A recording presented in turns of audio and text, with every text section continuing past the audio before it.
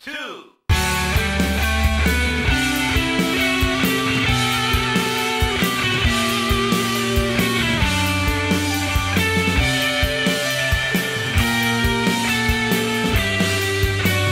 How's it going again? And welcome to round 2 of episode 39 of the Ready Game Fire podcast, also known as our Game of the Year Awards episode. We've already done biggest time sink, biggest waste of money, worst character, best use of slow motion, biggest surprise, and best character. So if you haven't heard round 1, stop what you're doing right now and go and listen to it. I'm still Chris Fox, and still here with me is Mac. I'm still Mac. Is Mike. Part 2, baby!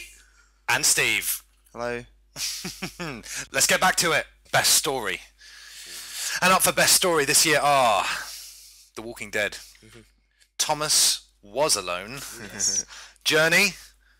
Mass Effect 3. And The Unfinished Swan. Yeah, The Unfinished Swan in any other year would be a standout digital title.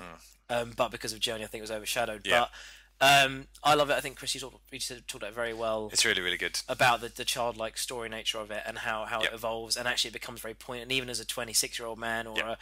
if you're a little kid, the thought of losing your parents Yep. and having to create a whole world for yourself to escape to is very poignant. And it was written well and played out beautifully. And Yeah.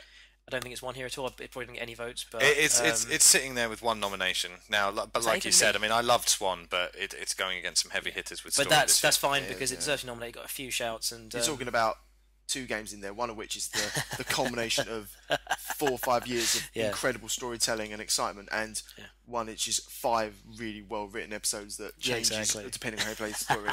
It's hard. Like, I Yeah. struggle to see past empty. If Journey wins, because Journey is a fantastic game, but it wasn't the story that I thought But was it's fantastic about it's a story that unfolds rather than the narrative that was told. You know what I mean? Like what it means, what you can interpret from it. I've got But so s- one thing, Unfinished One, buy it, Karen. I've got to say, I'm with Steve on this one. I'm a huge Journey fan, but it's not the story that I remember. Absolutely. It's the experience. But then you can say that's a story you created No, through it. no, Cool. but I would never say that. I would. I'm a twat. Yeah, no, I know because I love Journey so much, but it's not. You know, it wasn't a great story. But not that it tried and failed. It just. It barely has a story. Yeah. You know, you see a few hieroglyphics here and there which tell you certain things, but it's about exploration, like Swan. The key in both those games is exploration. Swan obviously has a much heavier story. Literally has a narrative that you can Yeah, written yeah, words. yeah. But Journey, the story of it obviously is like I said, it's the interpretation of it. Like I think a lot of people have different interpretation of what it meant to get to the top of the mountain, to be reborn, whether that is your destiny, whether that's part of Spoilers. But no, that's interesting. It's a Potentially, different kind of story. I mean, I'm not particularly analytical when I'm watching something. Yeah. I'm not someone who sits there and goes, "Oh, I wonder what this means." Oh, but he's the killer. I like to switch my brain off. I'm exactly Yeah. the same. I'm I the complete opposite. I know you are. Sometimes stop thinking. when stuff's glaringly obvious, I'm like, "Well, obviously it's him or whatever." But usually my brain's off. Sometimes I'll try and think of funny stuff to say, but that's it. I guess, playing I Journey. guess for me and you, then that's what makes games like Walking Dead and Mass Effect 3 even better, is that then that turns that on in your head. Because when I'm playing Mass Effect 3, I'm all about like, well, what's this doing to my story? What's Always this- turned on when I play Mass Exactly. Effect. It helps. They're both. Again, I come back to it because it's a game, and the most important thing with a story in a game these days is how well it's written. Mass Effect 3, Walking Dead. The most important thing with Writing any brilliance. story is how well it's written. No, but in a film, it can play off from the environments, from the characters, the looks, their faces. Yeah, in a the game acting. right now, what's going to make a game have a good story right now is that the script is good. They're actually investigating a good writer, which they did for The Walking Dead, and Mass Effect's always good. BioWare just knock it out of the park every time. It's their calling card, bread isn't and it? butter. Well, I played the trilogy this year for Mass Effect, and the story of the trilogy is great. And the way the ending was written, forget how short the ending was before the DLC. I love the idea of the ending. I think it's great. It's great, I yeah. think it's a great ending Did because you- I was not expecting. And how many times do you get to say that? Did you? You know, I'm watch really the- happy with the ending. Did you watch Red Dead the- Redemption, and I was fine with the original ending, so it didn't bother You me. were, yeah. But it was just. But then it was just you never more. really got emotionally attached to like. Not as two much. I characters did get and- emotionally attached, as we'll talk about in best. It's hard to get emotionally attached to dead people. Oh, it's not. There was Walking a Dead. lot of I dead love those people. zombies. I didn't like the original ending, Mass Effect 3. Oh, but the new one. I But then you thought- think the new It's one the fixed same. it for you. It's the It's same. the same. It just is the same longer. ending. It's just extended. It's I literally didn't bother extended. getting DLC for it. I Oh, couldn't be you're bothered. mentalist. It's But free. I didn't like the brevity of it more than anything. I think. that's- but then it felt sure. like it was 5 years worth of building up. You'd expect a big climax, sort of. Pretty And big. BioWare offer It- you a free expanded version of something you didn't like the brevity It's a of, and you pretty don't big- step Yeah, it but they up. only did it due to the whiplash. They were though, always going to do because of that. fans They were complaining. always going to release that. We don't know that. Yeah, we do. We don't know that. Backlash. What did he say? Whiplash. Backlash. What did he say? Did I say whiplash? Told you the fans whiplash. I have a You're feeling right. we're going to talk about this a little bit later. You guys just summarised Thomas Was Alone beautifully, I think. And yes, Walking Dead. Now, the best thing about Walking Dead is it's a character piece. And no matter what story you're telling, if you focus as much time as you can on the characters, the audience is more likely to fall in love, sympathise, or empathise with those characters. You know, that's the biggest problem when you see an action movie and they take no time to establish the characters. It's just, here's Jimmy America, he's taking down the aliens, and then it's just like CG action on the screen, and no one's interested, and your brain switches off. That's because you've got no one to kind of pull you into the story with them. You've got no one like you, blah blah blah. So anyway, the characters in Walking Dead are so well. It is so well written, and it really you just get the absolute sense of hopelessness that you would in a zombie apocalypse. With enough sprinkles of hope as well, don't you? Yeah, well, things just go to shit all the time, and you think, fuck, you know, something goes to shit, and you're like, oh, I really wish I hadn't done that specific thing, and then there's always like a kind of ray of light afterwards. That's what I'm really forward to, because in Mass Effect, the one thing is, it's always kind of like the good option. I think only once in the entire 3 games, and it's in the 3rd one, the good option actually like leads to something bad happening. Yeah. Every other time, if you do the good option, it's obviously it's going to end well, and if you do the bad option, you probably still end well, but you'll be a bit badder. That's what I'm really looking forward to about Walking Dead, is like things I will genuinely think I need to do this, and it's going to be like, I'll be so wanting, like, no, I need to go back and do that. In terms of a moral choice system as well, I mean, Walking Dead is actually how it would be in real life. You know, this guy's asked me a question, here are the things I can say, and I better answer quickly. I can't just stand here, you know, for an infinite amount of time, as opposed to press X for good option, press Y for bad option. Blue and red. I'm going to bring up 2 TV shows here quickly. Sorry about that, listeners. Mike and I just had a huge fight over Lost. We both came off badly. Well, not the first time. Won't be the last time. It won't be. As Shogun Total War told me, anger is like fire. Hold on to it for too long, you're the one that gets burnt. And I think it was mainly Mike's fault. Sure. So I had a comment to make about Thomas Was Alone. We've covered it. We covered it in the. No, it's just going to be something about best. It's going to be something about the story. No one cares. I bet no one voted for it in story, did they? Did they not? Probably not. All I was going to say was, Mike, I'm sure you'll agree with me, having played it. The story, it actually gets a bit shit. Yeah, it does. I'm still looking for the definitive explanation. You're going to tell us how good the story is. No, and it's like, oh, there's just this magical moment. It's like, no, I know. it fails quite. It really tries hard to be something more than it should be. And I feel like it might be, but I just haven't found that. I've been looking for that explanation. No one's been able to explain. It's a bit odd. Yeah, it was going to a really good place of like showing how the internet was like. It was trying to criticize the internet. Really, wasn't it? It was like trying to talk about how you started to think, oh, maybe actually what it's trying to say is, oh, these characters are controlled by other people, and then was the story trying to drive the game though, or was it just trying to No, have a the gameplay was backstory wicked as well. just to give these blocks relevance to you? That's all, and then the rest of it's just puzzle game. It went a bit crazy. Yeah, puzzle game. and Characters didn't still really make fun. much The sense. narration was brilliant the whole way through. Thomas is not in it for like the second half of Yeah. the game as well. Spoilers. They introduced a load of random. Spoilers, mate. You're not gonna Spoilers. And if you do, What if I played it and I'll he be like, doesn't die. doesn't matter with this puzzle, he's not going to He make it to the doesn't next die. one. He just all kind of goes mad. And the winner is, well, it's The Walking Dead. Oh, brilliant. Lovely. I mean, Obviously.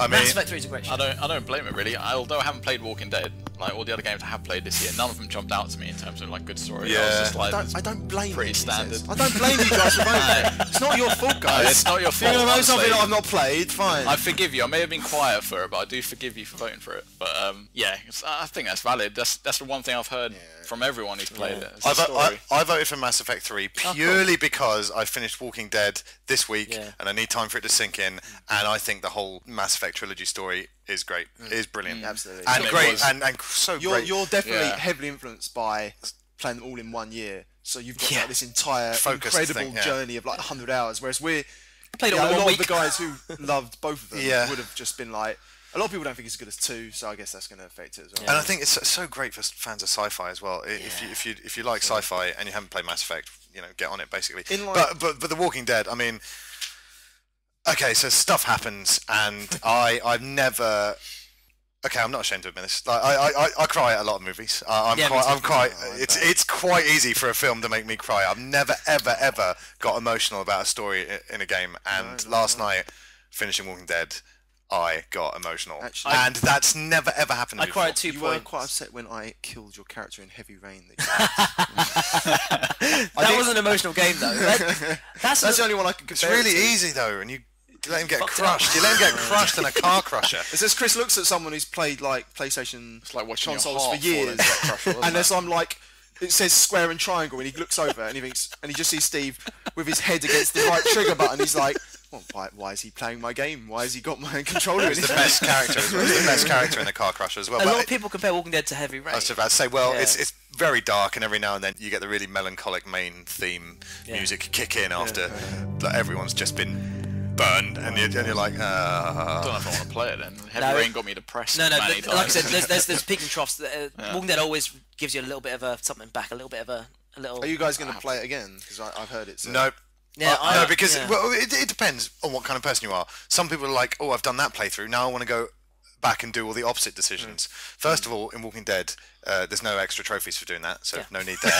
But it's a really personal experience, and you don't, and that's now because I haven't gone back and played Journey because I don't want to. That is really interesting because like because it was perfect. It was a perfect experience, and I don't want to change it. Heavy Rain never felt personal. I never felt like this is my journey, even though I was doing things slightly different to people. I suppose the problem with Heavy Rain is there's like a clearly defined good way to do everything. Sure. There's the good, you're doing it well or you're doing it a bit differently, but it never felt like your journey. It's like you say, this is like, it sounds like things you do can just fuck everything And the voice actors suck in Heavy Rain, which really doesn't help you care about them. The acting in Walking Dead is spot on. Like I said, so very well written and so well acted.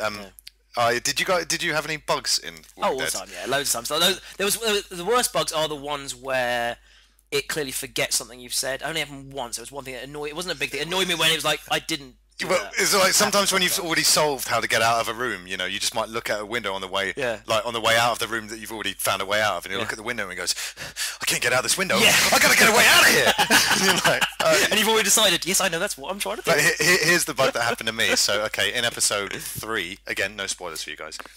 Well, there'll be a character's name, but it's not a spoiler. So in episode 3, you're at a place, and you come through the door.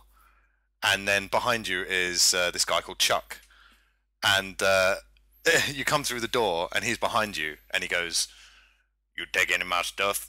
And that's how you start the conversation with him. And then basically, so I had that chat with Chuck, came outside, and then he starts playing the guitar. It's just strumming on an acoustic guitar. And then I went back in the same room, and then I heard behind me, "You're talking about that," and you could still hear the guitar playing in the background. No. And then when the camera panned over to this Chuck character, he's standing there, but his guitar was. I had that. Yes, it was impaled in the middle of his brain. Yeah. I had that too. Yeah. His guitar was going straight through his body. This is the problem. The Walking Dead, obviously, the beautiful thing about it is that it is a bit rough. Like. They've made the graphics a bit low end to match the comics. But also works for the lower budget, and it does lead to a few bugs, but it's kind of charming. Yeah, it didn't ruin anything. It was hilarious though. You touching my stuff? I cried twice in The Walking Dead. The first one was the end of season 3. I cried twice. I did, yeah. I mean, at the end of season, I cried 3 times. No, I mean, you're never sitting there distraught. It's the eye well. It's the welling of the eyes, the slow tears, because it's just. And end episode 3. I mean, yeah. No game's done that for me. You probably won't actually, because you're a cold, hard robot. Yeah, but no game's done this to you before either. Flower. Oh, fuck. Oh, dear. It did. I cried once when I played Flower. What, the lack of character? I can't remember what it was. Mario 3 got me. I think so. I came back from Australia. You did not cry during Flower. I did. Why? Because it was so fucking beautiful. Because he's such a better human being than us. No, God, no. It was just. I came back from Australia and it was like he'd come up from this beautiful place. It was really travelling. You're like the double rainbow guy. I am a little bit. Oh my god, it's beautiful. That was a little bit. Little eye again. The eyes well up. What level? The first level. The music. The sound. The first level. Straight away. Level when you're just. And again, Sony exclusive. Alice like, well, don't play it if you don't like it. No, it was the eye welling up. It The first film I ever cried at was the Rugrats movie when I thought Spike was dead at the end of it. Jesus. God, you are a lot younger than us. I actually saw the Rugrats movie in the cinema, and do you know what I thought to myself? I'm too old for the Rugrats. I saw the movie. I saw it in the cinema, and I thought, Mike was singing the same screen. Going, it might have been Bromley Odeon. There's little children crying in it. Isn't it? Yeah. Fast forward 20 years, you're going to meet him. And you're a year older than him. A year older. Yeah, I'm an emotional man. Is it in a year? Is that what the difference is between being too old for a film and bawling your eyes out? Oh yeah.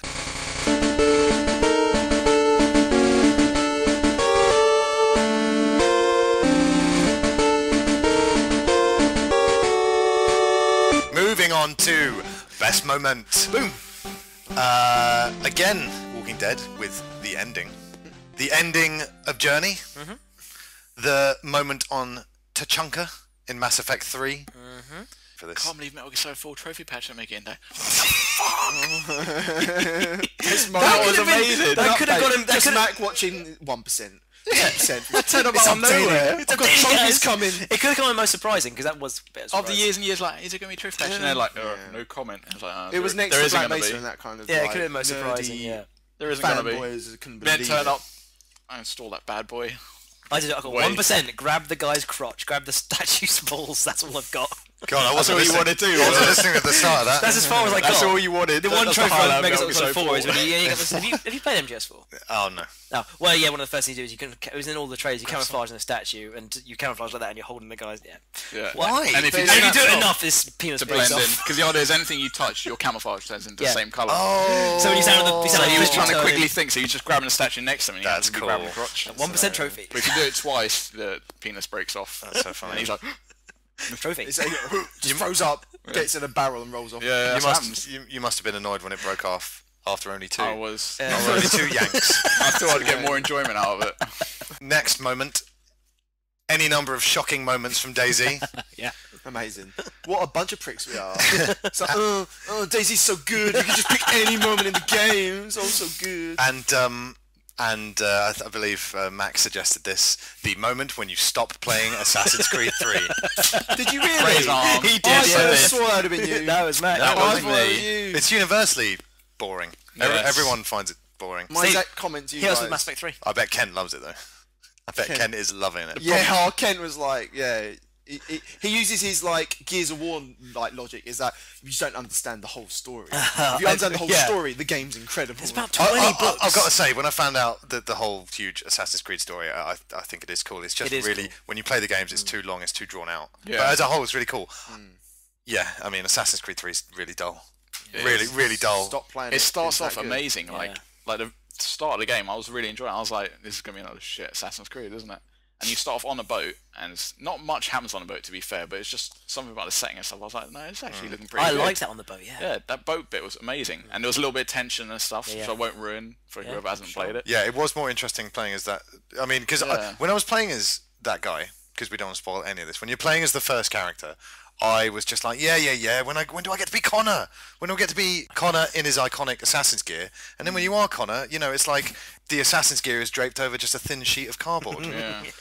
Very quickly, though, Assassin's Creed lost its sort of... It felt like it lost its identity a little bit because you start completing chapters and like your ultimate goal is just to get to a bar and you're like, oh, really? Yeah. Talk to this guy. Congrats, that's the end of chapter 2. You're absolutely right. Really? It lost it for me very quickly. Have you all stopped then? You've all three of you. I stopped quite quickly. You've all had this moment. Yep, I've stopped. And I tell you what's made it all sweeter. Than you two, though. That's true. I've played a lot. I've played 20 hours. I was playing it for this TV show that I was talking about it on, but and then afterwards I thought that I would probably play more, and then every time I thought about whacking it on, I was just like, you know what? No, I've got Attitude Mode to play in WWE 13. I've got Pabra to play. You know, I've got Walking Dead to get excited for. Well, I didn't know at that time. How's Attitude Mode not in Best Story? I nominated Attitude Mode for Best Story. I did Best Characters. With Assassin's Creed 3, I will finish it because I do actually enjoy the Desmond storyline. I want to see it through. And you're good at finishing things. Yeah, I go on YouTube with it. for me. But what's made it harder is Far Cry 3 coming out, because that game does open world exploration with animals and is interesting with a story and characters. 20-fold. This is a good point to make a big 20-fold better. Far Cry 3 is very under nominated and everything because it's just only just come out. I'm getting it for Christmas. Chris is getting it for Christmas. Again, You've just rented it. Again, it's that other problem of Game of the Years. I think IGN are doing their Game of the Year in January this year. That's why we've nominated Old Republic this year, even though it came out last year. It came out in like December last year. But that's it. Don't release your game in December. I know this is a bit of a backtrack, but I actually wrote down the quip that Lee should have made. Oh, cut it in, yeah. At one point, he drops a TV on a zombie's head, and he should have said, "Too much TV will kill you." Yeah, nice. But instead, he just went, "Clementine!" Jason. Yes, well, we haven't really gone into it yet, but this is DayZ. I think, and all the moments within it. On a previous episode, Jimmy D's DayZ Diary is something you want to listen to. You recounted our first big moment in the barn where we had like I say, Jimmy's Diary covered what was just an incredible evening of gaming, where it's like I say, that you're playing that game, like we had so many fascinating things happen between four of us. Like you couldn't script it in a computer game like that. It's like there's nothing else out there that, like, including all like film, TV series, books, whatever, that would create that kind of four of us together, all just having a thrilling experience. It was incredible, and like all that was happening is we were bumping into random people. We were having stupid adventures with idiots that didn't know how to play the game. But it was and like I say, DayZ is a game that's just designed for random encounters, random shit to happen. Just sensational computer game. Second to last time we played, we'd got a lot of like equipment and stuff and finished all nicely together. Next time we played, everything went horribly wrong. I fell off a ladder, it bugged out, and we finished. It was like, well, actually, you know what? That still was a really interesting experience. What happened just then, like, even though it was mental, like, and literally, broken, like Mike fell down the ladder. Like he logged in and just fell down the ladder, and I was like, right, okay. I logged in and I went down the bottom and grabbed his equipment. You ransacked his corpse. That's nice. I told him he could. What you do, and then I went back up to the top, and I was like, oh my, I was just about to move flat in like next week or two. So I was like, oh, my uncle's downstairs, Mike. He's brought something for me to take to the flat. So I'm just gonna go downstairs. Crouched down, popped downstairs, came back up. Just my screen said, "You are dead." And I was like, I don't know what to say. I heard something happened. Saw your body fall. And someone had just sniped me when I was downstairs for like 2 minutes and just killed me. Wow. And like I say, these such an annoying session. We started this session with like 8 blood packs, which are incredible because you stay alive. Yeah. We had all our guns and weapons. Finished it, me and Mike quivering in like a forest, nothing, like waiting for Ben to log in so we can come and help us. But still brilliant. It's just that kind of game. Everything go fucking wrong, and it's still some of the best moments. Yeah. Now it's been nominated several times because of my lack of a decent PC setup. Yeah. I haven't even touched DayZ. Obviously I've loved hearing about it, and I do really want to, and don't think that I don't want to. It's just it's the PC. Every now and then they throw around that console thing, don't they? They throw around those magic words, console port, or we're going to bring it to console. Yeah, I don't think that'll happen anytime soon. No, it's so made for PC. It's completely made for PC. But unlike like a so-called open world game, say Skyrim or GTA. Unlike those games, which are a single-player open-world experience, where it's like, oh, anything could happen in this open world. It's kind of bullshit. Whereas in something like DayZ, literally, you have no idea what's going to happen. And I've heard so many different stories from different people, and they're all hilarious. So. I've said this so many times, and like this is, having played it so much, it's insane.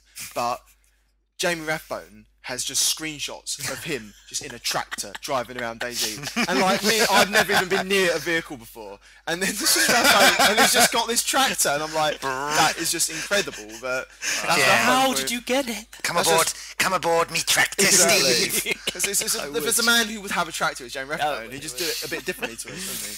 What else we got? Mass Effect 3, Tachanka, definitely a highlight of that game. So that's the... You deal with the Krogans. You're trying to cure the genophage. Is that the one where you rescue the female? Or is that it's all involved in that, yeah. But no, it's very heavily Morden-centric, we'll say that. God, I hate Morden. What it is... Do you know what? You're quite similar to Morden. Because I'm lovable. Lovable, but a bit weird. Not. I love Morden. Chris, do you want to say why you didn't... Oh, yeah, I was like, oh, Mike, what's the Tachanka bit again? He was like, oh, Mass Effect spoilers, everybody. He's like, oh, the bit where, Morden sacrificed himself and goes up and it's so sad. I went, yeah, well, my Morden died at the end of 2, so on Tachanka. I was like, oh, shit. So on Tachanka, for me, it was just some guy who sacrificed himself. So good. Because, I mean, this was what I voted for. Because you've got this hilarious story. Every time we talk about it, it makes me laugh. Loz shot Morden in the back of the head before he got a chance and didn't sleep that night. He felt so guilty about it. things like this. I was chatting to some guy today at work who's like, Mass Effect 3 shit. He's like the new Loz. He's so miserable. Oh, sounds good. I can't wait to meet him. Mass Effect 3 shit. And then I was talking to Ben about like the wars and stuff, and I was like, this moment that we're talking about, there's a moment where you're like, everything's just going off. There's fire. You're getting shot to shit. There's the giant Threshermore, which is like a space worm that's the size of a fucking planet, fighting a Reaper, and they're just like crashing into each other, and it's all falling around so you. Good. You get to the end of this, it's like the most incredible action, and then you meet like Morden, and it's just the emotional payoff is just incredible. And like I say, by the end of that mission, I was so drained, and then there was only one thing to do: have a wank. Go chat to all the characters on the ship and see what they're feeling. Well, I did after the end of every mission. That's all you do, though. It's sometimes it doesn't work, does it? Sometimes it's like so good you want more than just shame about Morden. Shouldn't you go and check the galaxy map? Stop weeping, Shepard. Or you're like, God, I'm so sad. I just lost a crewmate, and that girl goes, Commander. Commander. You have a new message at the terminal. Thanks. That's me when I saw Morden die. Commander. All right, good. You bastard. You made yourself worthy. So you didn't vote for this one then, mate? I'd call it the peak of all three games for me. I'd say so. My favourite moment. What's very good as well is that up until that point, those huge Reaper ships are invincible as far as you're concerned. You're like, well, how do we take it down? And it's great. Like I thought there was 3 incredible Reaper battles in that game. Like there's that one, there's the one when you're just fighting it and you got to like get the laser to disperse it. And they handled them well. And then the final one when you're running towards it. It's like because that was obviously the big criticism of 2, the ending. Oh yes. Like I say, if they'd taken any of those 3 battles and made that ending into 2, 2 would be the best game by miles. Yeah, and then you get to the ending of 2 and it's just Joker after he's drank the medicine. Exactly. But not Joker from Mass Effect, not Seth Green. No, Joker from Batman. I'd like to see that. Now the ending of Journey, again, I will never spoil any of Journey because it's all about the first-hand experience. The ending of Journey was beautiful. I didn't cry because I don't cry at that kind of thing. An emotional kick like Walking Dead or certain comments by a certain judge at the right time on X Factor. But the ending of Journey was just. I mean, my mind was blown. My brain was literally not literally. Leaking out of my ears, and my mouth was just agape. It was mind blowing because you guys had like. I played it a lot later than you guys, and you had talked about a lot of the parts of the game, and so obviously the ending, I was expecting a lot, and so I thought, oh, is that the ending? That was really... And then it wasn't the ending, and so I was like even more into. You're so happy. Again, spoilers. Sorry. Again, when you think that you've died at the end of Journey, you're like, wow. I mean, that sucks, but what a bold ending. And I'm happy with that because it is a bold ending. But then when all of a sudden you're just flying, you're so happy that you're not dead. Exactly. They could have ruined it by bailing out of it, but they made it so good to carry on that it was all right. And then I think sorry, quickly, Mac. I think it then teaches a lot of people who think that they want grittier, more depressing endings a lesson. Showed you just how happy you are. Yeah. And obviously the ending of The Walking Dead, which we're not going to talk about here, but suffice it to say, it's great. Yes. And the winner is of best moment. Why, it's the end of The Walking Dead! Wow. Walking Dead is cleaning up. Wow. I tell you what. You know what? Can we just leave it? Because I worry we're going to say too much. And they're going to get that sighings hope. But we're not going to say anything. Let's say brilliant. We'll just say play Walking Dead. And Tachanka was a close second. Good. And then anything from DayZ was a close third. Oh, and Journey. Oh, well, Journey. I don't think Journey's going to win. I don't think Journey's going to win Game of the Year. Walking Dead's looking good. Yeah, I'd say so. Walking Dead's on the march. It's picking up momentum as we go on.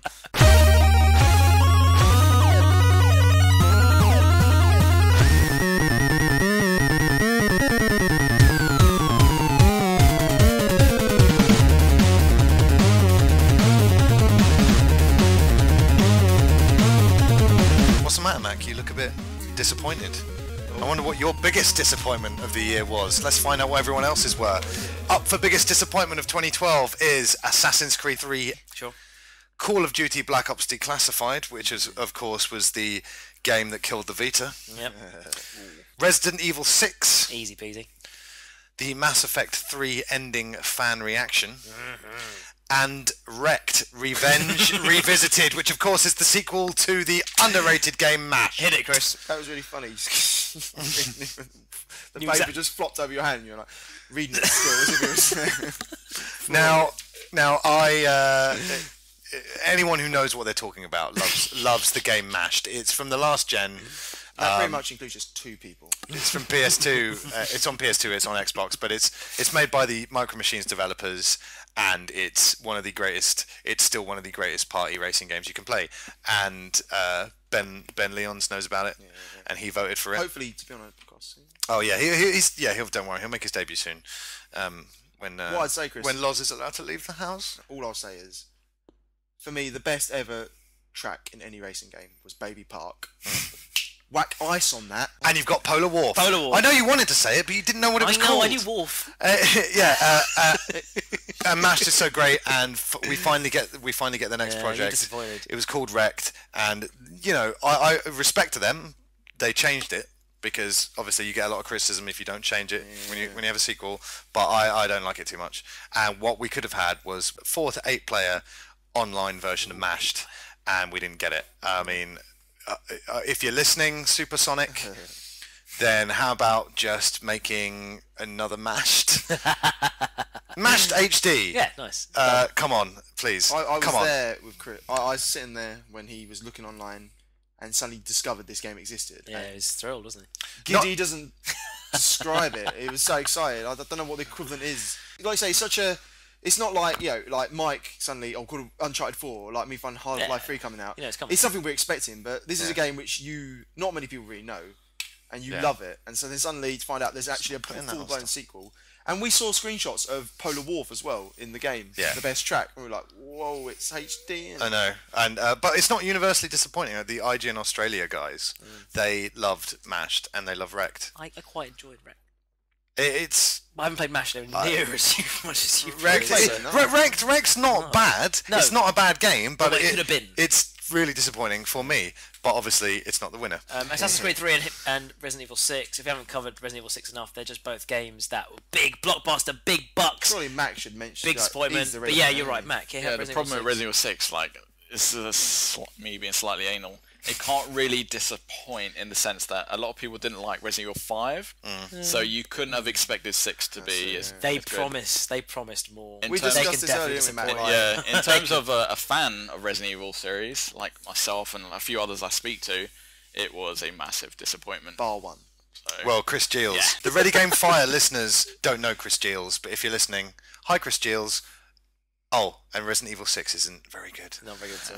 I've never had to stop playing games. I just couldn't. Chris Giles is an idiot. Oh. Because you see, the thing is, he's turned off by now. Chris Giles would not go past the words Resident Evil 6 is very good. So we can say what we want about him. He's never listening to another second of this show. It fell apart. Like I thought I'd play each character's one for an hour, and that'd give it a good fare. I couldn't get past half an hour because it was just so droll and drab and unenticing. And Mac, you promised there are definitely big moments that maybe would be nice to stick around for. There are a few big moments. The problem is there are few and far between as well. Such a generic third-person action shooter. Not even a good third person. That's the thing. Yeah, it tries to be. It's so confused. Yeah, it's so confused with what it wants to be. It's mad, don't it? That it just tries to put its finger in loads of pies, basically, and it's just they're half-cooked pies.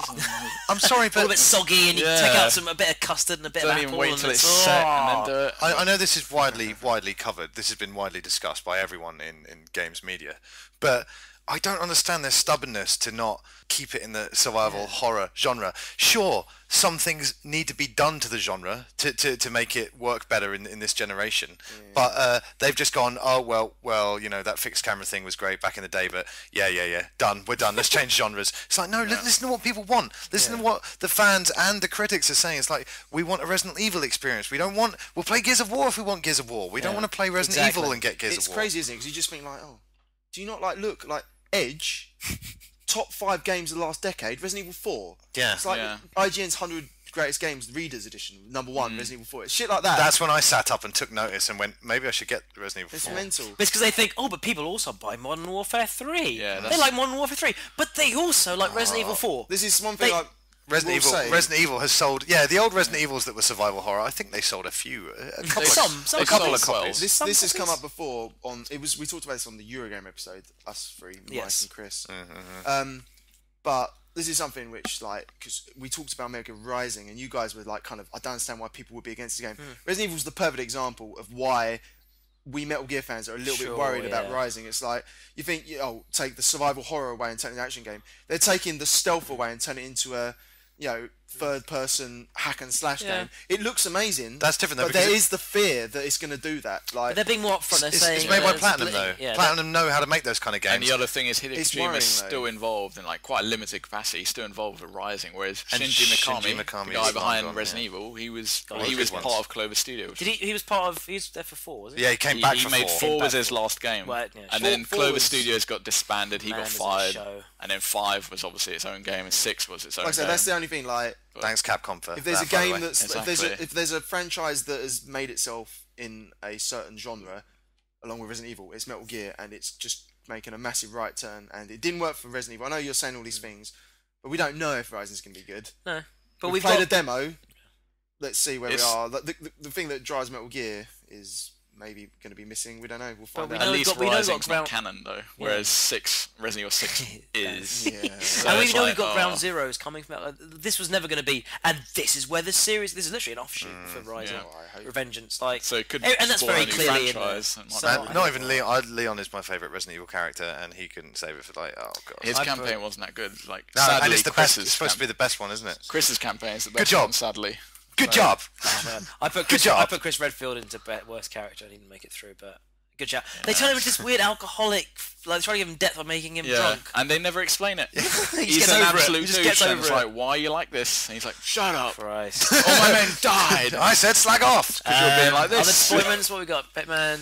Blops, we've talked about Blops Declassified, so we don't need to go in there, and it didn't get any votes, but yeah, it'll be known as the game that killed it. Played it. No one even cares to speak. And we've spoken about this a lot as well, Assassin's Creed 3. Yeah. I mean, the naval battles we spoke about on our coverage of Eurogamer, the naval battles are great, but it does not save... Little mini-game. Doesn't save the whole game. And Assassin's Creed 3... Do you know what put me off buying it? Not multiplayer, the boat battles. Oh no multiplayer boat battles. If they'd been, if that would be the greatest multiplayer game I could think of. I already told you where you can go for that. God, it's so different. There's no winners here. We love this category. The biggest disappointment has been the Mass Effect 3 ending fan reaction. What kind of fucking ending is that? How do you end a fucking series like that? It's about choices. There's no choices. Fuck! I will not buy another Mass Effect game! The problem I had with that nomination is that it's a little bit biased as well. It's not just the way the public are dealing with it, it's the ending itself as well. Both sides are valid, I think. No. The criticism, the fan reaction, how they dealt with it. It's all the death threats, it's all the angry tweets, it's all the personal... so you're dealing about the more extreme element of it then? Well, yeah. I thought you meant in general about fans not liking the ending. No, of course not. Everyone's entitled to not like something, much like every creator is entitled to make the ending they want. What you're not entitled to do is threaten them with death, boycotts, bans. That's different. That's what we're talking about. Is that incredibly extreme? Yeah, there's too many fat fucking entitled Mass Effect. There's too many fat fucking entitled gamers out there who think, well, it's just... Like I've said before, when you meet people who've worked in the industry, and then you talk to like even people our age who just don't have any idea how the industry works, and the way they talk about developers and stuff is like, well, you have no idea, do you, man? And show some respect to the people who give you. Who work so hard on these games for you? You know what I mean? It's like fuck you. All those countless weekends and everything. The ending was definitely too short. No doubt at all. The ending was too short, and maybe BioWare should have thought a little bit more about. How they wanted to end such a grand story. But the way they're always the minority, but it's the vocal, it's the really loud dickhead, isn't it? But the way they behaved was abhorrent. It doesn't. People always complain more than they praise, don't they? So you'll always hear the complaints. Fuck me, it's the journey you took. That was your story. Your ending was how everything played out. It was more like who on Earth who you chatted to and before you went on your final mission. That's really your ending. That's all your individual points. That was one of the highlights of the entire series. That bit where you were chatting to them all on the screen. Like I had the relationship with Miranda. I left her till last. I was like, no, that's what I want to have the emotional. And it was fantastic. Everything about it was exactly what I wanted. It was enough emotion to be like, oh, this is big. Like you say, in a way, like I wanted to survive because I wanted to have an ending with Miranda. But then at the same time, like you say, after all that, kind of needed the. It's not the ending. It's how much they showed you of that ending. Because nothing, it was like, it's like getting to the end and then being like, oh, so it was this guy all along? Yeah, it was this guy all along. And I'll tell you something else. credits. It's like, whoa, what was he going to say? Soprano style. Yeah, it's like, oh no, it's like the end of the weapon one.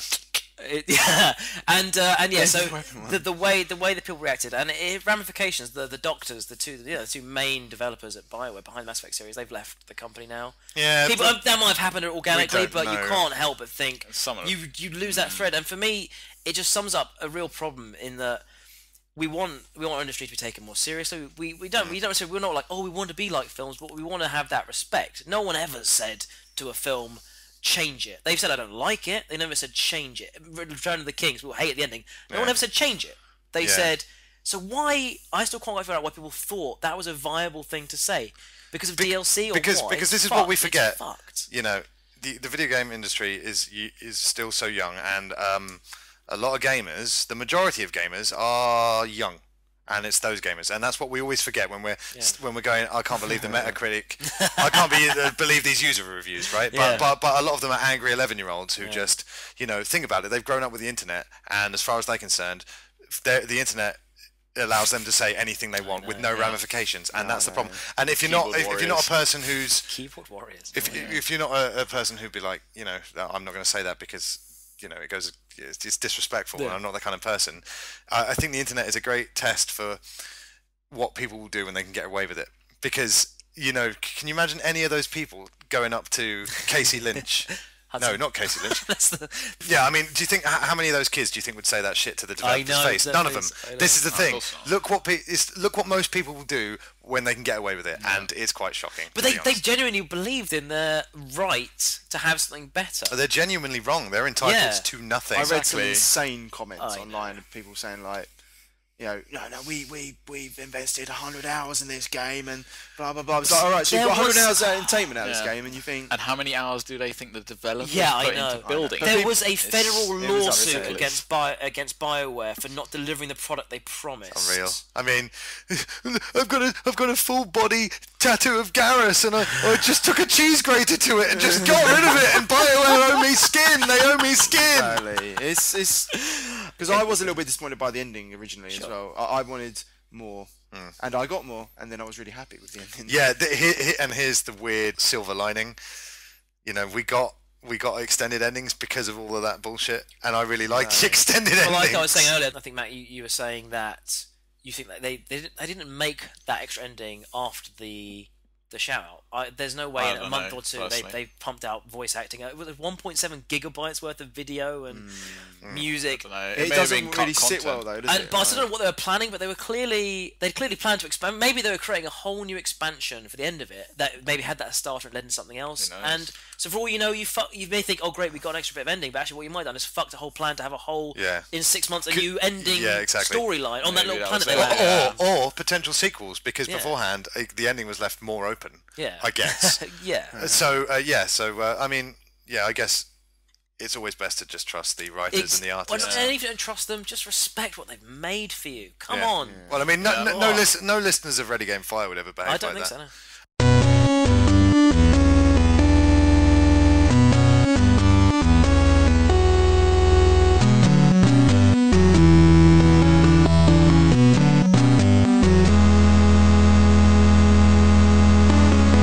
Move on and move away from games to films.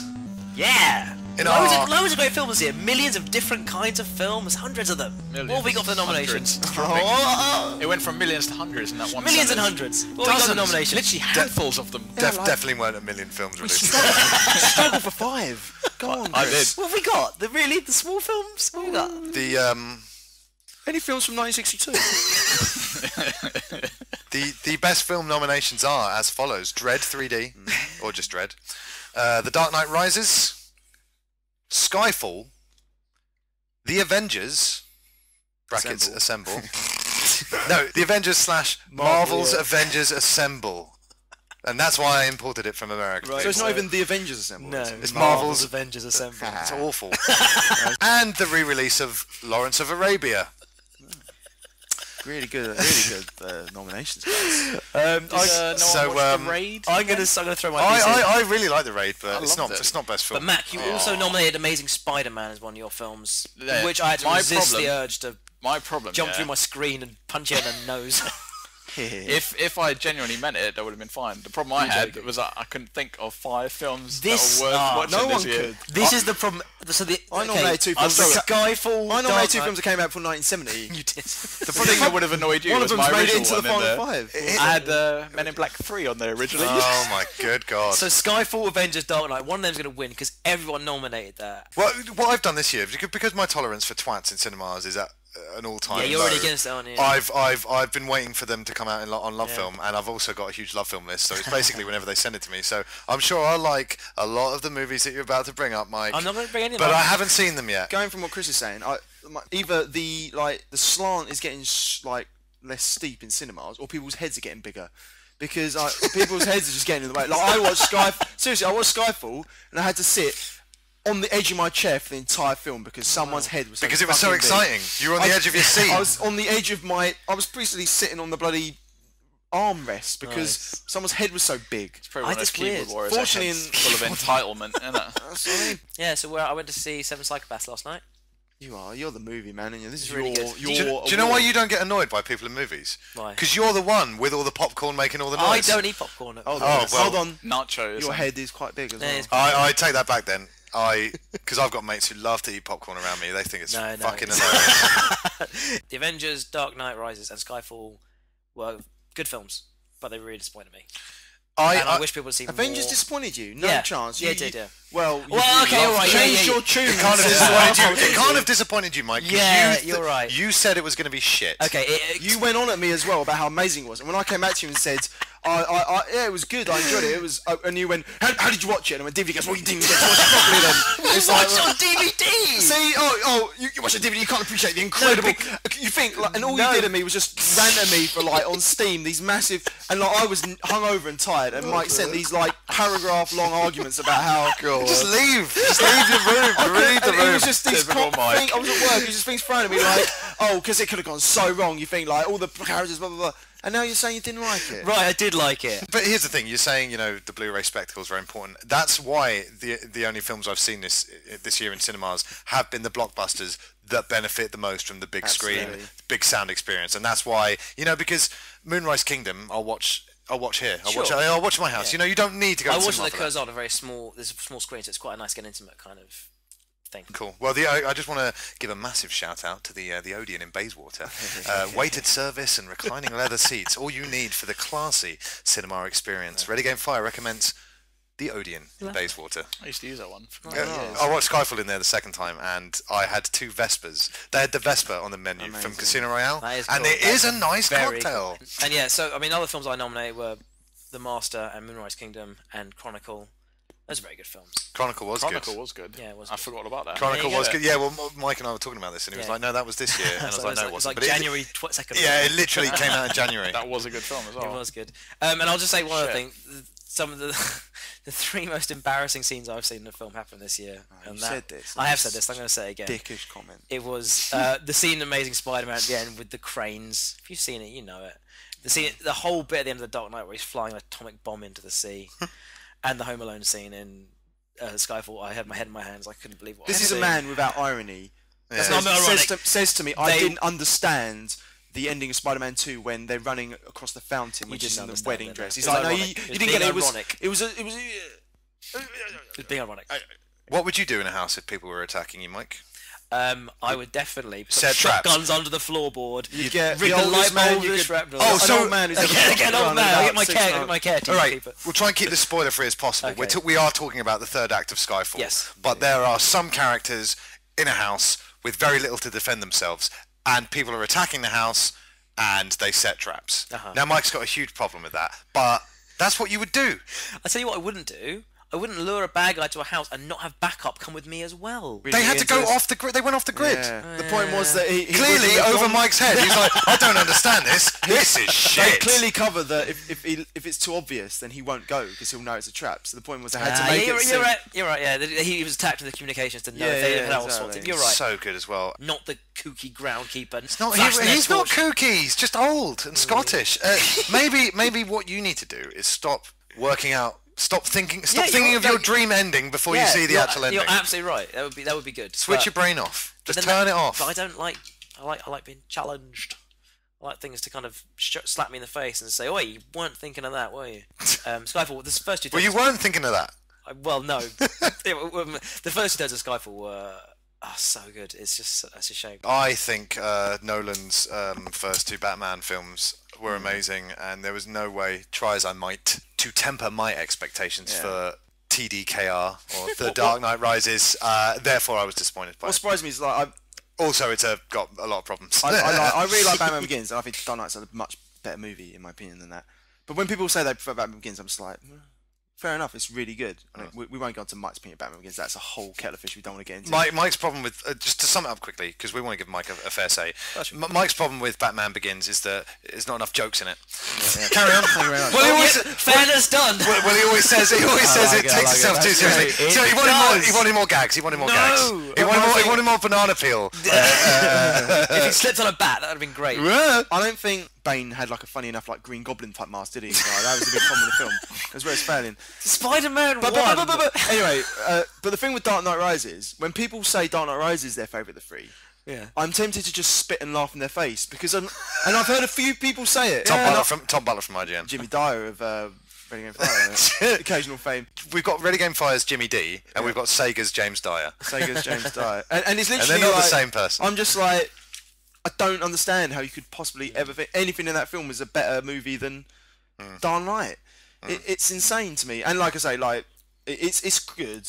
I'd like to see it again. At the moment, it's a distant third in those three, I think. I enjoyed it, but I'd say I agree with Steve that Dark Knight's better. But I enjoyed everything about it up to like Bane's voice annoyed me a lot.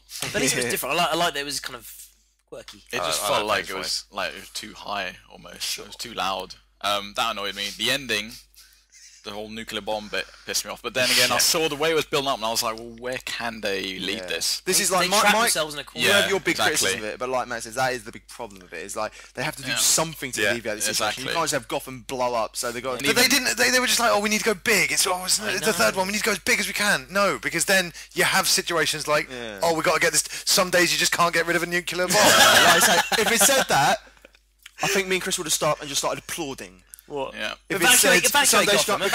Because it would have been a beautiful reference to the 60s Batman. The Dark Knight Rises has got problems, but we were coming off Dark Knight, where off the Dark Knight, where everything was arguably perfect. Yeah, it's the peak of like. I'd say it's the peak of cinema in the last 5 years. I mean, you can all have opinions what the best film is, but as an all-round general film, Dark Knight is like, it's done so much for cinema, hasn't it? And now you've got Skyfall. Skyfall has such a Dark Knight feel to it in terms of characters, kind of setting, almost the story. And Avengers obviously sits nicely against it because it didn't take itself seriously. Compliment. It was a lovely, silly, over the top, but with the right feel to it. It was funny while it was a little bit dark, not really that dark. But, it was funny and dark and quirky and silly, but big action and crazy and very cool. I love it because I love Marvel. Hulk was just brilliant. Exactly, I love it because I love Marvel and Joss Whedon, but. And that film was, I think you said it on the last podcast, what I said about that film was, the best thing about it was that it was the best it probably could have been. Yeah, I mean, think of having an ensemble cast like that, setting up that movie the way they did with the other movies. It could have gone so wrong, and it was what a triumph, what a cinematic really triumph. Fun. And speaking of cinematic triumphs, that brings us to the new Judge Dredd, which none of us have seen, but I wasn't sure it was actually really good. Yeah, unfortunately, no one in this room has seen Dredd, but like I said, it's high on my love film list. People are loving it. It hasn't made that much money, but everybody who's seen it really likes it. That probably means it's better then.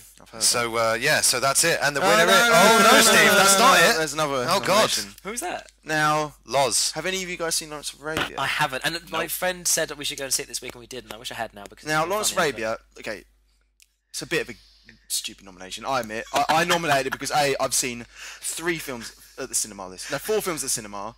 2 of them came out like April 1970. But this what was the other one? Space Odyssey. Right. I would have voted for that. Indeed. But it's like a big director's cut that's never been shown in the cinema before, and it's like the way the film should be shown. But I saw it the other day, and the mate I went to see it with is like, it's one of his favourite ever films. And he's... Steve or Rob? Rob. Well, I was going to call this, I was going to give this the Steve Percy Award for Best Film of the Year. Nice. But so the thing is, before I saw the film, I imagine my perception of it was. It's obviously going to be good, but I imagine it's a bit like going to be like a Ben-Hur type epic. Oh yeah. Is that what you imagine it's going to be? 3 hours. It's over 3.5 hours. Yeah, I'd imagine it's going to be a troll. But like the kind of, It's not as long as this podcast. Yeah. Exactly. It's like an incredible, like, dark, in-depth character study of this guy, and like the way he's twisted, and the way, like, you don't expect the main character to be such a. And like I say, it sounds like I'm talking about an old film. Everyone should know this, but so few of us have seen it. Yeah, I haven't seen it. For shame. But it's such a, like I say, it's like. Yeah, but that's no excuse. This guy is like, it's incredible. It's such an incredible performance, and the way his like story arc goes, it's look, it's pretty much the perfect character arc. He starts as like a real chump. He gets suddenly promoted, and he becomes like this absolute hero. But the power goes to his head, and he gets twisted.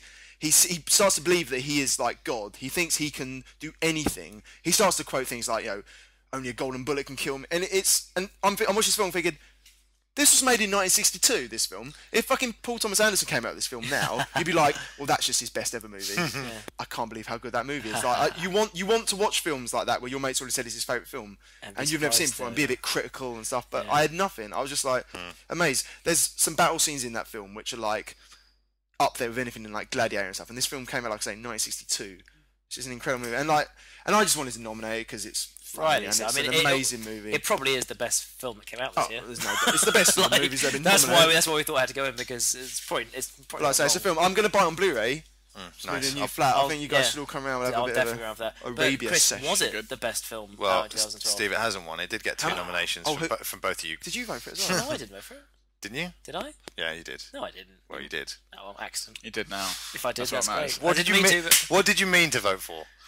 Oh yeah, I did. Of course I did. The other films are shit. Oh, nice. Of course I did. Yeah. Sorry, I did. Yeah. The other films are shit. There you go. That's why he's like been so diplomatic for the last half hour, and then it's like, oh, that was a shit, and the winner wins. I'm gonna give you this one in reverse order. Okay. At number 3, it's The Avengers. Oh no. At number 2 is Skyfall. There we go. At number 1 is The Dark Knight Rises. Rises is better than Skyfall, so I'm right with that. I think, Chris, how do you feel about that? I didn't vote for Dark Knight. What did you vote for? Skyfall. I voted for Skyfall. Of those three, but I mean, I definitely should have watched more of the films that came out this year. But like I said, I've got a good reason. Yeah, we'll catch up. It's fine. Well, what you said earlier, like, I've said this point to a mate recently. It's like 10 years ago, cinema experience was the definitive way to watch movies. But now I've got, and this it's not sound like a brick. A lot of people do. I've got a really nice big HD TV. Good TV. I've got a comfortable sofa. I want to sit there and I want to watch a film at my own leisure, at my own pace. I want to be able to pause it to grab a beer from the fridge and things with like people this. who I definitely like. Yeah, exactly. Or just in quiet on my own if I want to watch a really great. And this is it. It's a better experience. The screens are now big enough, and I can sit as close as I want to my telly that it can look ridiculous. And like, and I say, it's so overtaken the cinema experience. So that's why, I wouldn't say so overtaken. I mean, the cinema is still. There is a magic. Hey, you've seen those.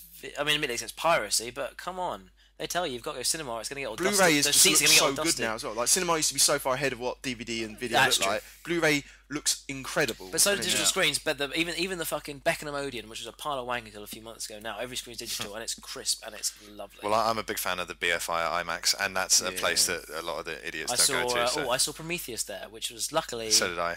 It was Mac's biggest disappointment. Or based on money. Max based on money. That's brilliant. What, the cinema ticket or the production cost? Just a bit of everything about it. Making it and then paying the name, the film, the name. Everything. The name was a waste of money. The font they paid for to use it. Who paid for this name? Letters. English alphabet. One of the more unique things I saw this year was The Master, but it was mainly because it was shown in 70mm film at the West End Odeon, and it was beautiful. It was filmed on proper film, wasn't digital. It was a larger film, not quite as big as IMAX, but still a bigger film reel, and it looked amazing. It wasn't high def because it was film, but it was that crisp quality, and The Master was an amazing film. So, and obviously. We got The Hobbit still to come, but we haven't seen that yet. Yes. Steve and I are going to the IMAX. That'll have to be the 27th. Yeah, so Dark Knight. I mean, it's clearly a divider. I think it's a bit of a Marmite movie, to use that tired cliche. Again. It's got a lot of good. I'm not. I have twice already. I've got no strong urge to watch it. I'm really excited about the Blu-ray special features, which I hear are, again, not that great. There's a good Batmobile documentary though. I heard the Dark Knight Gen. No, the flying one. This isn't a car. This is a car.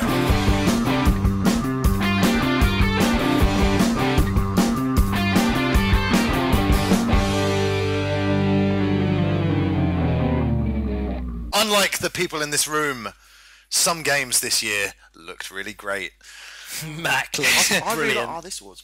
Here are our nominations for the best looking game in 2012.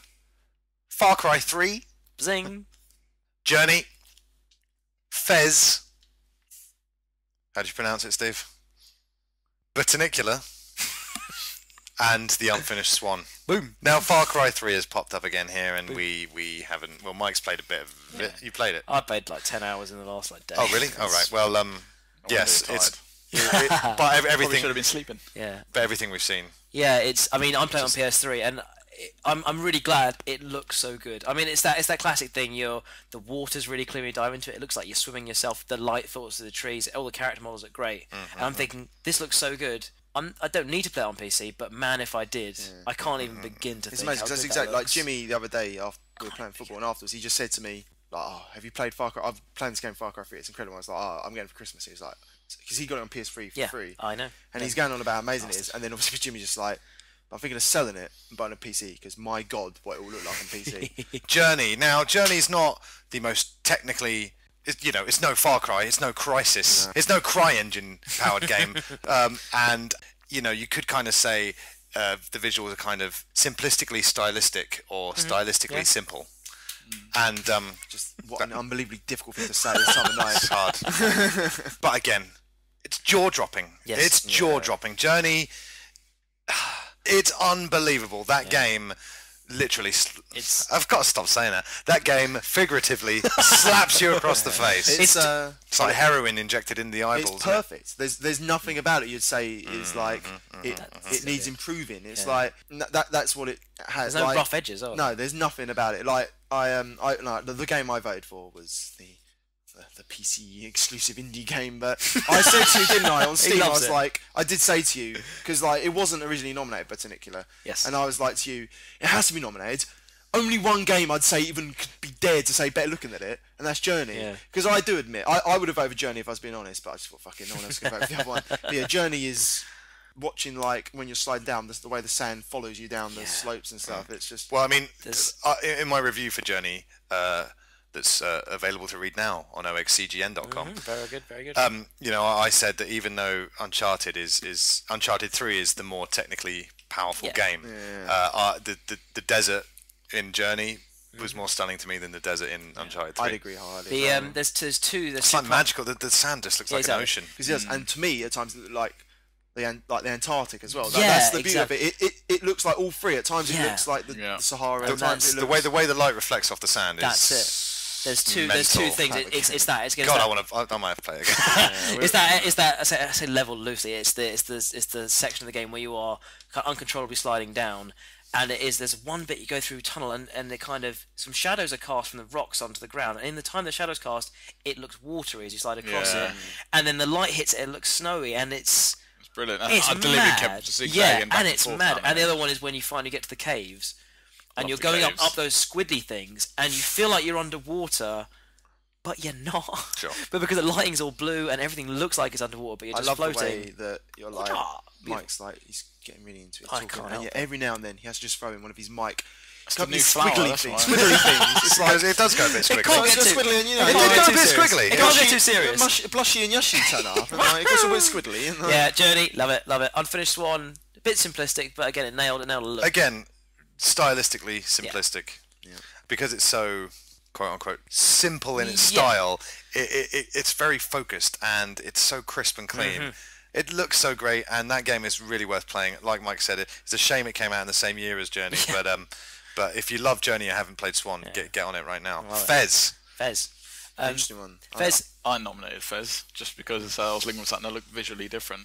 that's Fez entirely- looks so great, and Phil Fish, bless him. Fez looked, as we know, it looked incredible. It captured the 8-bit graphic while still looking incredibly new, and the way you could turn the world around on these 8-bit characters. Yeah, it's wicked. It really is. Lovely. You could just do that all day, the whole spinning the world around your character. Yeah. That was it. That's all. I just liked the way it looked. I didn't bother playing it.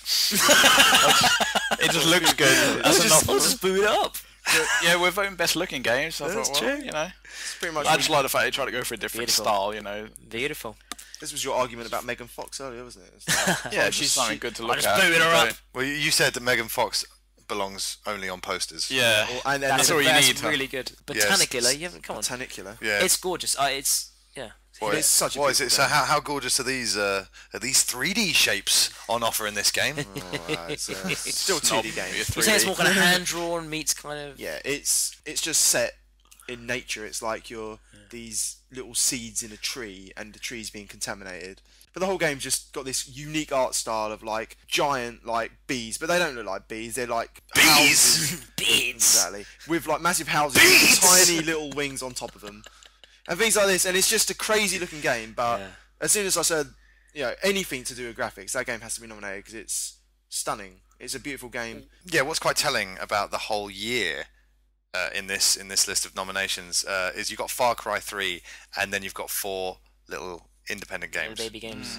Well, independent to some extent, But but sure. It's been the year of the independent it really has. Like I said, Because they need to stand out, though, don't they? If you think they're up against these to try games harder, with you're exactly millions right, and millions of dollars worth of budget, they need something a little bit different. again, please forgive me, I don't have his name on hand, but the Assassin's Creed 3 guy was going, oh yeah, AAA games are on the way out, we're the last of the dinosaurs, and when I heard him say that, I was like, no, they're not. But actually, what have I enjoyed most this year? The little games. But then I think he's actually trying to kill off AAA games with his massive, slow, boring, snowy, robotic mess. Next year will change everything. That's an exaggeration. Exactly. That's why I always said my favourite feature of this gen was the fact that we've got access to these smaller games now. Little mini That's been developers. Yeah, it's been cost my down. favourite thing all gen. Absolutely. So, Well, the winner, Oh yeah. the best looking game of 2012, motherfucking Journey.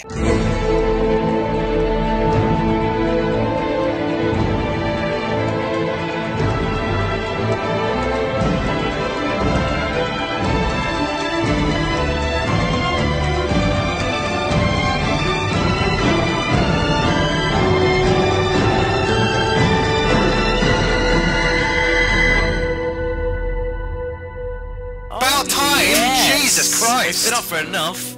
And again, by a landslide. Really? By a That's landslide. really glad to see. Botanicular came second. No, Far Good Cry to hear. 3 came second. Rightly so. Both pinnacles of their independent and big blockbuster looking games. Far Cry 3 got 5 votes and Journey got 11. Whoa. Oh, I It's think. getting to that point now where it's kind of an insult to call Journey an independent game. Of course It's a it fucking is. blockbuster that came out and got a ridiculous amount of hype and brilliant yeah. reviews. Yeah. It's about as independent as best-selling game on PSN Far this year. Cry. Yeah, but what does that mean? It means it did well. On PSN. This is why the only thing I say is that the only 10 out of 10 gave me is Flower. But a lot of people say that for Journey because it's shorter, so it's easier to do. But it is in itself, it's just perfect. Like you can't add or cut anything But from for this that. awards, it's And for this award, especially, indisputable. exactly. For this award, especially, like we said, there's no. Every game you'll say, oh, that was a rough texture. Oh, that was a blurry. None of that in Journey.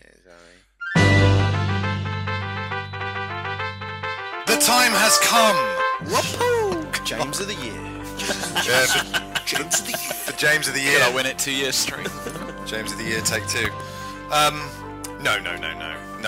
It's Like, RG... always James of the Year. It was inevitable. Can I just say, I never got a chance to say it, but I just want to thank everyone from last year who actually picked me. I voted for I was very humbled. voted you in for James of the Year. Yeah, appreciate it. But now it's time for the Game of the Year. It's RGF's Game of the Year 2012. Up for this prestigious award are XCOM, The Walking Dead, Journey, DayZ, Mass Effect 3, Dishonored, Swan. Unfinished Swan. Just reading what I've written. That's brilliant. Swan. I just switched on my brain. The Unfinished Swan, Trials Evolution, Far Cry 3, Mark of the Ninja, 1. Let's start with a game that hasn't been mentioned at all. A single fragment that you have fought tooth and nail to get, and I started playing It's a few mad, days ago. isn't it? Mark of the Ninja, go. Mark of the Ninja has made it into amazing, a game that's had no feature. I was pushing this for best looking game because this is It's a beautiful an game. incredible looking game. saw It's got one of the most screenshots. unique features in any game. It's a stealth action platformer, Mm-hmm. and it's the best stealth game I can remember playing. This one was very good. But it's got this beautiful feature of when you're in darkness, which you're in darkness a lot. Everything's in shadow, and you can't. Your character's like ninja'd up. And when you're in light, you see your character's face, and you see everything around you. And it's just done so beautifully. And like I say, the gameplay. Like I said to you, like one of the things I wanted to nominate for best moment was when you finally get good enough at that game to do it justice. Like suddenly, when I can slip through 6 enemies, take them all out. They don't even know I've been there. I can hide their bodies, and then just move on to the next area. It's like done. And to get stealth working so well in the platformer as well is so great. I mean, sensational. Deadlight came out this year, and it did it to some extent, but Ninja's really blown it out of the water. You know, because I grew up on platformers. You know, playing really great platformers. 2D ones, that is, you know, in this day and age, it's great for me because it's slightly nostalgic because of how we used to play games, but seeing what you can do with them now, with modern ideas as well as modern technology, is great. I mean, we've covered very many times. Mike is story man. My favourite game every year always ends up being the game I've just enjoyed the gameplay most. Like last year, Arkham City. Gameplay is always king. And this year, it really is. No game for me has even got close. Like it's by far like DayZ is brilliant. It was the game I picked my game of the year. But it wasn't because of the gameplay, it was the experience. But when it comes to just sheer gameplay and the way it played, nothing got close. It played perfectly. It was pitch perfect. Everything away. The combat was minimal. Like you were a ninja who you had to stealth. If you got into a fight, you were fucked. But that's what Mark Ninja has over every other game that was. And that's why I wanted to be in there so much. It's like for just sheer gameplay, I think that one has to be in there. I'd just like to make a slight retract. Gameplay is not always king. Well, it depends what you're playing, doesn't it? So true, because you're right. Like his journey is. Well, I was just remembering how well Walking Dead actually handles, and I don't know how many times you got stuck into a weird corner. Oh yeah, loads. Yeah. The gameplay needs to work for what it is. And that's what it is. Like you say, Walking Dead has those kind of things. Journey has moments where it's just about seeing what's happening on screen. Whereas Mark Ninja is just it works because it never failed you. Like the way you control the ninja just worked perfectly. Far Cry 3 is next. Now we we just touched on this, Mike. You've had 10 hours with it, but it's a Christmas Day game for me and Steve. So I don't think we need to say much more about that. All I can say is one thing. Go on. So the other day I saw a rhinoceros in Far Cry 3, so I thought I'd go and kill it. It's the first rhinoceros I saw, and they're obviously pretty tough bastards. So I drove it at full force. It was a rock. I smashed right into it. Oh my god! Ace Ventura's in that rhino! Swerve! Car was on fire. Got out. I realised I was in the middle of a camp. They all started shooting at me. I started shooting back. Big gunfire. A cougar jumped in, killed one of the guards. I killed the cougar, and then a stampede of fucking goats came in, ran out when they distracted them, What the hell? jumped off the edge of a cliff into the water to swim away, and then was killed by a shark. That's amazing. I can't. So that's Far Cry 3. So and it's even got Tokyo Jungle within it. Now I can't wait to get my hands on All that game. started by your absolute ignorance towards a rock. I know. Trials Evolution is next, and as we were just saying, it's been the year for shorter downloadable titles. Journey and Swan have been on PS3, but the Xbox has Trials, and I am a huge Trials fan. Nick Deering of Ready Game Fire is a big Trials fan. And there are a lot of all the Ready Game. I'm like Mike says, I'm shocked it hasn't come up more because people like Ollie who voted is just like always going on about it. It's amazing. Dallamore and people. One thing I'll say quickly, just it is the only sequel to a digital title. That's true. No, you got Shank too. I'm going to coin a new phrase. Well, not Game of the Year. Do now. I'm going to coin. It's the hidden one, number 11. I'm going to coin a new phrase here, by the way. Like we've got our Trials, Evolution, Journey. These are now becoming AAA indie games. Yeah, sure. Because this is what they are. They are not Triple I. This is what Triple they are. I. Triple I's. Wow, they are yeah, triple I like I's. It's a triple I. It's a triple I It's game. a triple for I sure. game, no doubt. I feel like I've spent most of my year banging on about Trials Evolution. I'm a bit burnt out on talking about it, but there's more DLC coming soon. And if you haven't ever picked up Trials, now's the time to do it. Come on, what are you doing? Come and play it now, I've got it. please. It's fun as fuck. It's got easy levels for players who just want to have a laugh and go up the jumps, do as many flips they can. It's got the levels that make you want to rip out your own fucking fingernails. It's got really fun multiplayer. It's got a track editor, so you've got potentially limitless potential. Mini games, there's loads of different mini games that you can do. You can do so much within that game, and the basic core gameplay is, like Steve said, perfect. Red Links, and they did not invent the genre. No. The side-scrolling bike motocross-esque, that's been around for a while. I used to have one on my Game Boy. They perfected it. But it really is how to refine a genre, isn't it? It was mentioned on the last podcast. Well, I think quickly, it's the perfect integration of multiplayer as well. Krupa mentioned this on the last podcast that Trials has been often compared to a platform. It's like a brilliant platform game. Yeah. That's how I when see you're it. bunny hopping along to get to the next one, it's the most difficult platform I've ever played. It's so addictive. It's always just one more. So just one more go. Just one more go. Because you restart so quickly. Yeah, because restarting is so quick. Just one more go. Just one more. And every game. And when you've got your mate's gamer tag figuratively giving you the finger as he floats past you upside down in a ditch, there's no greater incentive to carry on playing. Even I got addicted to just Danny playing Boy 85, isn't it? The name of the gamer tag. God, yeah. Famously. It's really good. Dan Holden of Holden X. Dishonored's another game that it's the first time it's come up. Well, we haven't mentioned it at all. That was a nice new IP. Yeah, I mean it was. I mean I think it's gonna make a bloody good sequel. I'll tell you that. They've said Dishonored is now a franchise. So the game was really good. I think if you like Mark and Ninja, you'll like Dishonored, Steve, because it's. I've said many times. Chuck it to me at $2.49 on Steam sale and 2,000 fame, and I've been whacking it. The stealth is just as good. The open-ended gameplay. Talk about Walking Dead as an open-ended storyline. This is an open-ended gameplay. The story in that game was a letdown, but the gameplay, the way you could play through it and do this, and the way to do it was always kind of, you could always see, I could be a rat here, or I could kill that guy. But there was like 50 of those. I could be a rat. I could kill him. I could teleport. I could do. It's like a first-person Hitman with magical powers. Yeah, Hitman. It ruined Hitman and Assassin's Creed for me because there's a lot of stealth games this year. I forget, a lot of assassin games. And Dishonored and Mark and Ninja are the two that actually worked. Whereas Assassin's Creed, Hitman's too linear. Assassin's Creed is too flabby. Those games. Is it a coincidence though that like the two that were a success are brand new franchises, and the two that were, you could almost say if Hitman Absolution was a brand new game, everyone would be like, whoa, this just embarrasses Dishonored. It's just always got that expectation. Same with Assassin's Creed 3, obviously. If Assassin's Creed 3 was the first game of this franchise, people would just fall over and say, gaming is finished. How have they done this? Yeah, exactly. But sadly, it doesn't play well, does it? Well, it's just because we're so worn out from 5 games or whatever the fuck it is. Dishonored is lovely. A good shout. I'm glad it's in there. I don't think it'll win, but it deserves to be around about because new IP, a big blockbuster IP, you need them. Love it. The Unfinished Swan. It's again, though, mention, you need to play it. You need to play it because it's all about the discovery. Yeah, that's it. It was just another unique experience in a year full of really unique experiences. Yeah, exactly. Mass Effect 3, obviously, I'd say probably the most universally praised played as well, of the AAAs that came out this year. Played and praised. It's the biggest AAA game of the year, I think, as well. Yeah. It's definitely my favourite AAA game of the year. Yes. Far Cry 3 is really stealing it very quickly. It's the only game I've played. It's a AAA game. Yeah, it's a shame that Far Cry 3, time of the year. But what more can you say apart from you can still shag aliens? So you may as well do it. Male or female? May as well do it. Girl on girl. Girl on girl. Man on man. You're touching my stuff. So there's going to be a season 2 of Walking Dead. Yes. And it's 3 and a 4.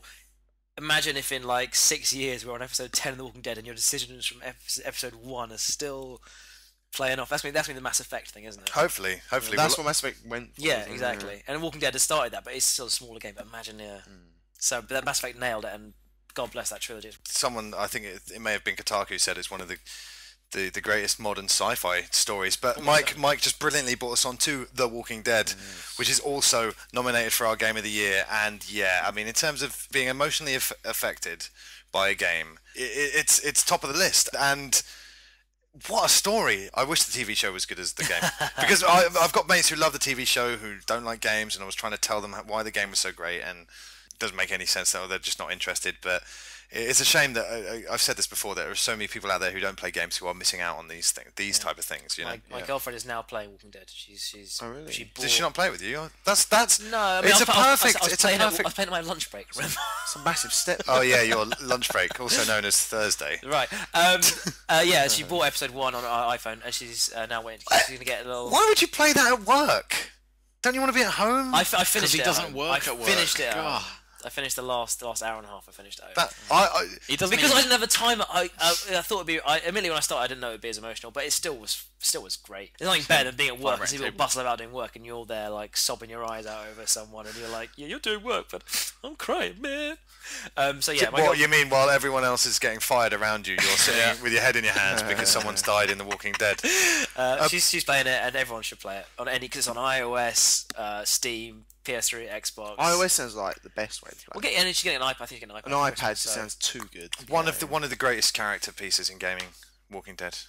Definitely get out there and play Walking Dead. Do it. It is next to XCOM: Enemy Unknown on the list of Game of the Year. It's fun. It's frantic. It's crazy. It's challenging. And I like it for being not story driven and challenging. And I like it for that. It's a really good console RTS as well. Really which good. You don't get many of. Turn based. It's not RTS. That's what I meant. No, but same. I mean, it's Still that a similar strategy thing. game, You've got isn't your it? units you Yeah. deploy, and It's a console-based turn. It's just a console strategy game. It's really good strategy game. and it's still buggy, but it still Yeah. works so well. It just reassures me that you can make a good strategy game for consoles that actually controls well and without sacrificing gameplay. Thank God they found it like 6 years into the generation. Well, it's not even Really take into long, the yeah. generation. It's a problem they've had since gaming started. XCOM, the thing that was really good is you have you're on battlefield fights, and you have back at your base you've got to build up and research, and those two things intermingle really intuitively and really significantly in a really fun and challenging and So it's got a similar sort of formula to Fire Emblem, if you ever played that. I did, yeah, Really I good like Nintendo franchise. yeah. And that takes us to DayZ. Oh, What a natural segue. amazing. We love it. We've chatted about it. It's It's an experience. Another zombie game. yes, zombie games have Yeah. been the dominant force, and both of them, the two of Completely them, different. and like just their defining thing is they're like nothing you've ever played before. Exactly, Yeah. And with a genre like the zombie genre, Yeah. now it takes games like DayZ and Walking Dead to do something different and fresh with it to make people sit up and take It's notice really again. interesting, is it? Like zombie games have so long just been all about just survive Well, against I zombies. mean, talk to Treyarch. And then you've got Walking Dead, which just said, no, fuck it. It's all about the characters.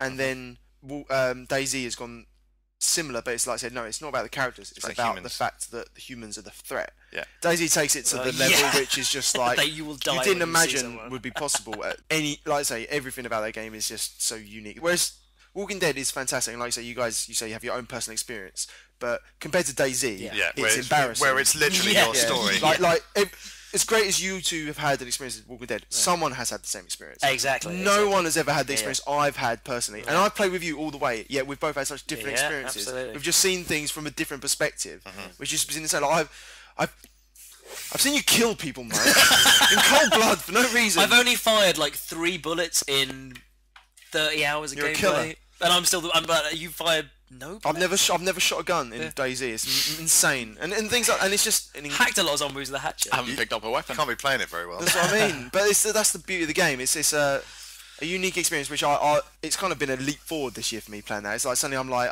I wonder what gameplay experience I'll have next, which will shock me as much as DayZ will, because I couldn't hard to believe imagine, I isn't it? played it and I was like, wow, because we played Old Republic at the start of the year, and I was like loving it. Fun and formulaic. But it was like DayZ's just like, go on, see what happens. All your own stories, and that's why it's such a unique game. And like I say, we can only hope the full version that comes out Standalone is as good as that. decent, yeah. And finally, Journey, which we've gushed upon a lot. Yes. But I voted for Journey for game. It's my game of the year. I voted for Journey. Nothing has blown me away like Journey. Like in the recent years, I don't have enough good words to say about it. Go and play it. Yeah, go play Just it. get out Mac, there. what did you vote for? Because I mean, I love that game company, and like this is, the next game they come out can't be a special, can it? I mean, it's gonna be. Hasn't platform, yeah. Genova Chen, has he not left? He's left as well, yeah, and So- Kelly Santiago as well. So yeah, don't worry about that game company anymore. Yeah, I know. So this They'll be working on the Guitar Hero 8 next for Activision. I think Trials Evo is going to win, and I'm actually alright with that because talking about it. If fucking I've learned fun. one thing from this episode so far, it's that Walking Dead wins everything. Yeah. So I'm sitting here That's waiting where for my Walking money's Dead on. to win.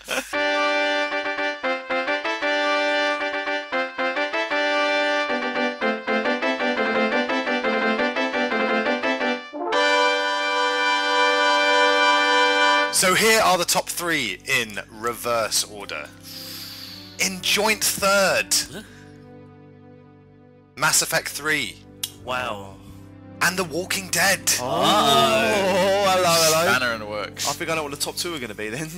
My number 1 is so clearly my favourite game. It's not gonna I'm be. going to be disappointed. Well, I expect it to be. I think Journey and Trials are both 2 and 1. I don't Well, let's know move yet. on. Let's move on. Journey Trials won't be in there. At number 2, it's Journey. Trials number 1. Narrowly missing out on the Could top be spot. Trials. Could Holy be shit. Xbox. Trials. My game of the year comes in at number 2. Which means that our number 1 game of the year Trials. is DayZ. What?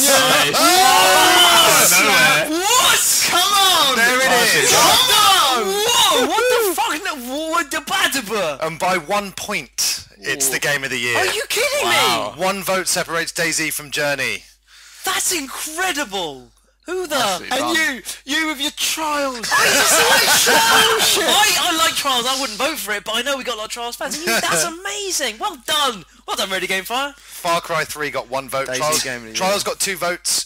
XCOM got 2 votes. Mass Effect 3 and Walking Dead 3 votes apiece. Journey 4 and DayZ 5 votes. Wowza. So close. Now, you know, Holy mother. Sometimes you look back on this year and you're like, oh, not much has come out before you think about it, and that is thinking about it on the surface in terms of AAA games. But there's been so much variety this year, and look at this. This is what happens. So much variety for so many different types of people, and that's why it's been all over the place. But DayZ is our game of the year, and I haven't played it. DayZ is a cracking shout because that's not a little indie game, and it's kind of a big blockbuster game. It's perfect. It's a fan mod of a game.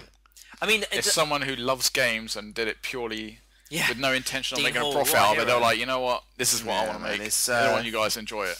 Even though Journey's soundtrack has been nominated for a Grammy, and it won the OXCGN Readers Poll, Ready Game Fire's Game of the Year is DayZ. That's brilliant. I was surprised. Like I say, for me, it's like I've played a lot of computer games. I do love my games, and this year, like I say, I played Mass Effect 3, and at the time I played Mass Effect 3, I was absolutely loving it.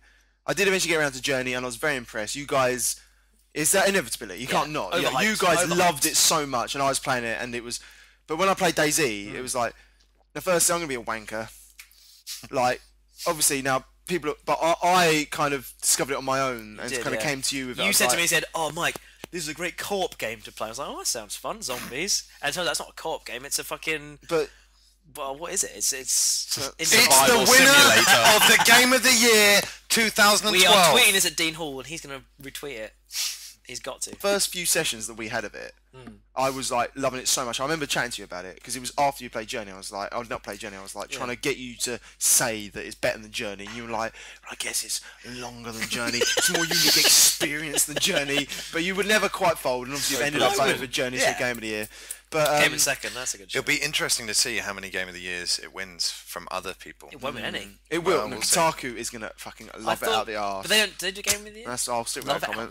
I'll stick with that comment. IGN, it's not even on IGN. IGN didn't vote for it. No, this is where we've embarrassed IGN because we've picked something truly interesting. And like it's not like that's it. It's interesting. We got our finger on the pulse. The top 3, the top 2 is just like I think they're the clear best. I'm glad games this Journey year. Journey looks so obvious at times. Exactly, no, it doesn't. Isn't that great that we live in a world now where Journey is kind of the obvious choice? Isn't that brilliant? In a way. It's been so exciting doing these votes, and thank you, Mike, for doing a lot of the arduous work of sending the emails around and collecting people's stuff. But that is the end of episode 39, our Game of the Year podcast. If you're listening to us on the Universal Takeover Network, hello to you. Hope you've enjoyed the show. If you're not, and you want more, then go to iTunes. All of our back catalogue is on there. Please rate, review, and subscribe.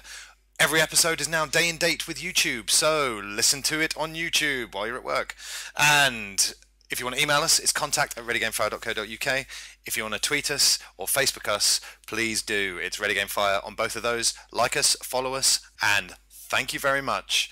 Thanks to the mini-bosses. I've been Chris Fox. It's goodbye from me. Goodbye from Mac. Goodbye. Goodbye from Mike. Let's change this to RZF. And goodbye from Steve. Once again, just awful. Goodbye. Goodbye. Bring it back. You win.